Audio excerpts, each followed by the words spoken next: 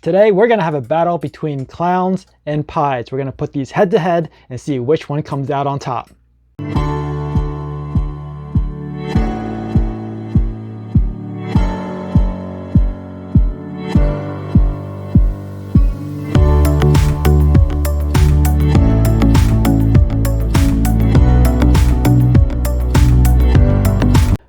All right, obviously we're not going to make two animals fight head to head. This is just not that type of channel, but we are going to discuss the two mutations and their place in our hobby.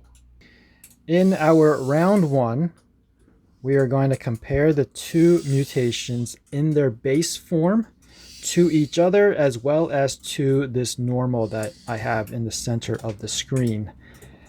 This right here is a clown. This one is a clown, and you can see that the clown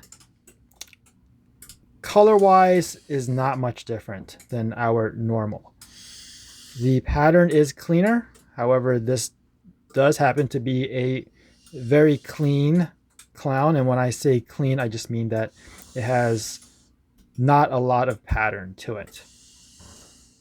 This one looks like it's about to strike at me, so let me just tell it to calm down a little bit. So yeah, from the normal to a clown is not a drastic change. However, from a normal to a pied, and this one happens to be a high white pied, you can just see how great of a difference this is in comparison to our normal. So I have to say that in the base form, in round one, comparing their base form, I would say that the pied has won round one.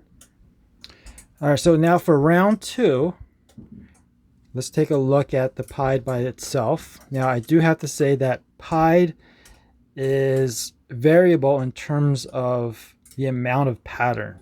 Okay, so this one is considered a high white because most of it is white. That's not something that we can typically control. This one has a little age to it, and she's also going to shed. You can see that this is what we call a low white, meaning it has less white, low amount of white. There are some genes that influence the amount of pattern in white. Enchi, and I've also heard blackhead, they both increase the amount of pattern, whereas lesser and spider and cinnamon, there's type of genes will decrease the amount of pattern, producing a high white snake. I'm going to go ahead and put this girl away. So with that said, I'm going to show you, this is a pastel. And for round two, what I want to do is look at the reactiveness of the pied and the clown with other genes. So this is a pastel, and you can see it's similar to the normal, but it's brighter. It's got more yellows and oranges. And if we put these two together, if you've never seen what a pastel pied looks like, but you see this in front of you, I think you can assume what a pastel pied would look like.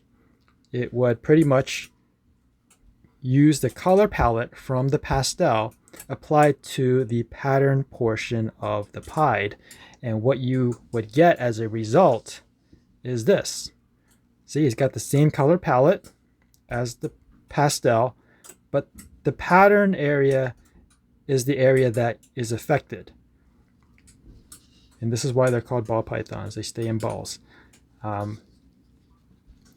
So the point I'm trying to make here is that its reactiveness with other genes, even though, you know, obviously it makes a very beautiful snake, it's predictable. It's you know, you could imagine what it would look like, and the outcome would be similar to, or very close to, what you've imagined. But now let's take a look at what happens on the clown side. So I'm going to bring back that original clown,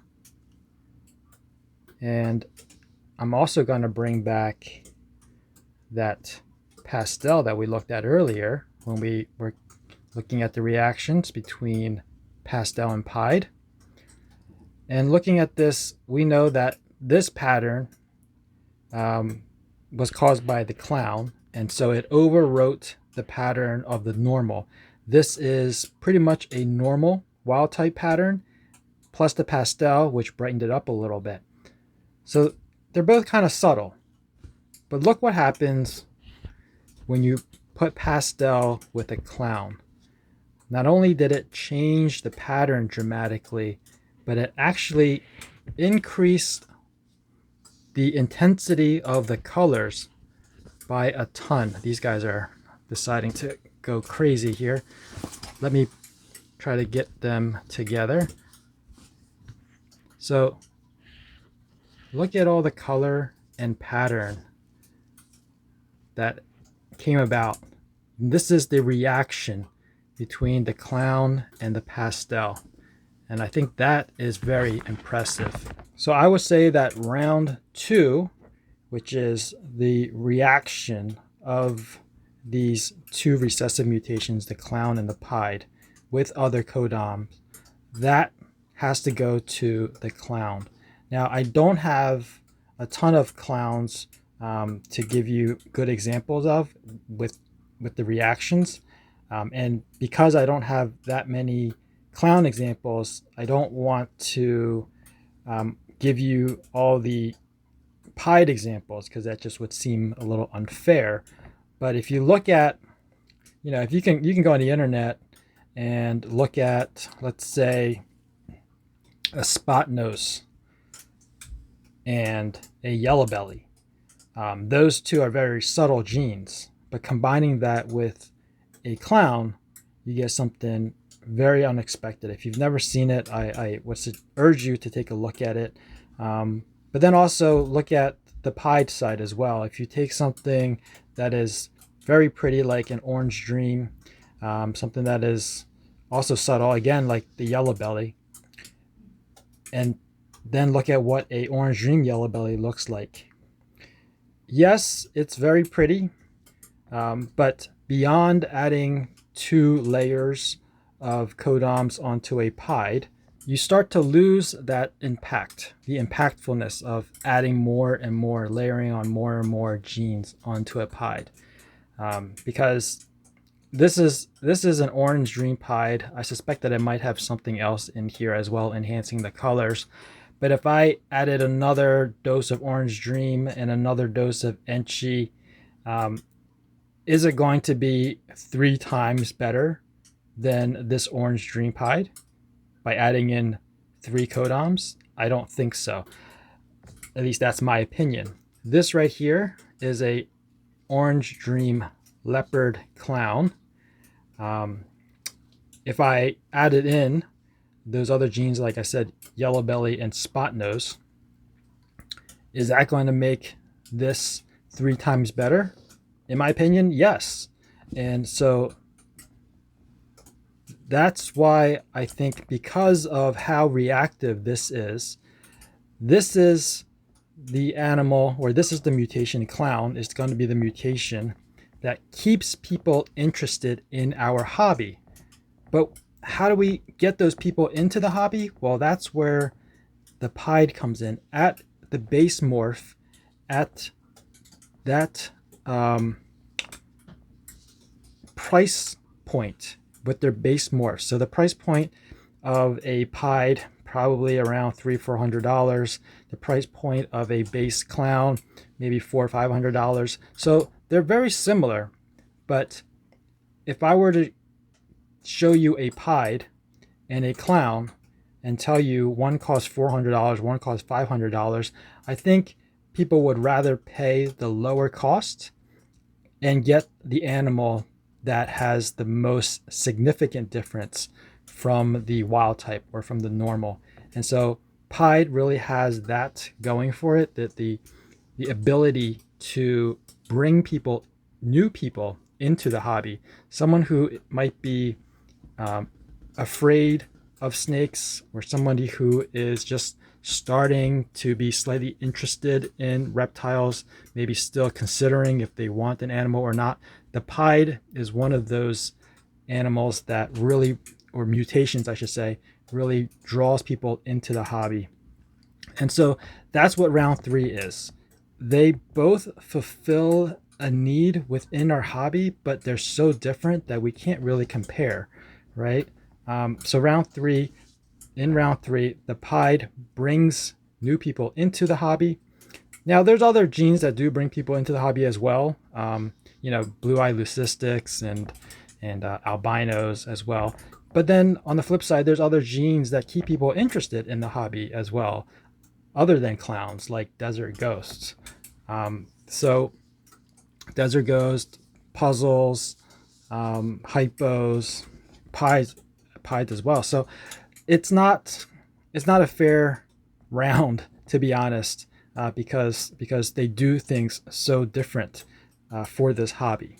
So it's really seeming like this is going to be a tie race. With that said, it seems like pied and clown are equally as important to our hobby, and I definitely love both. Now, it probably wouldn't be fair if I just ended the video there. I definitely feel like I need to tell you my stance, my position regarding pieds or clowns. So what I look at now is, if one of those didn't exist, which one would have the greater impact? And for me, we always talk about the ball python market, and then there's the clown ball python market. So right off the bat, just hearing that being said, makes me think that there is a huge hole to fill if we were to lose clowns. If for some reason clowns just totally disappeared, or if it was never even founded, there would be a huge hole that was missing. However, the ball python industry wouldn't be as it is, great as it is, if there weren't entry into the ball python hobby. Entry-level people, new people entering. And a major proponent that we can attribute to the entry level is to the pied gene. Now, there are other genes that draw people into the hobby, blue-eye leucistics, albinos, and things like that, but pied is a major player in that aspect. If, let's say, Thanos slapped his finger and all the pieds disappeared, I think we would have a huge hole to fill there. I don't think any other gene can fill that hole if we were to lose pieds. Then we just won't have enough entry into the hobby, and it won't matter how great clowns are and clown combos are if there aren't any people interested in joining and constantly coming into the hobby. Now, one may argue that if clowns suddenly disappeared, that retention in the hobby would all of a sudden drop. I don't think so. Even though the clown market is huge, there are so many other genes that could fill in that hole if clowns were to suddenly disappear. There are lavender albino, candy, pied could also help fill that hole, desert ghost, and there's a ton of other codoms that are in this hobby now that people are rediscovering, reinventing, such as lace, such as blackhead.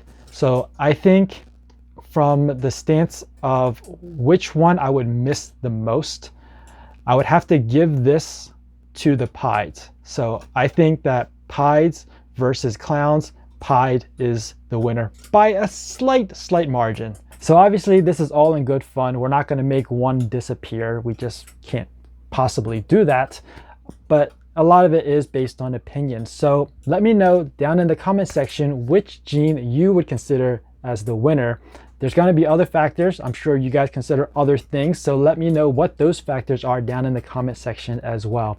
That about wraps it up for this video. I hope you guys enjoyed it. If you did, please give me a thumbs up. If you're new to this channel and you want to be informed of future uploads, make sure you're subscribed and ring that notification bell. As always, thanks for watching. Please share and remember, Royals for life. Peace out.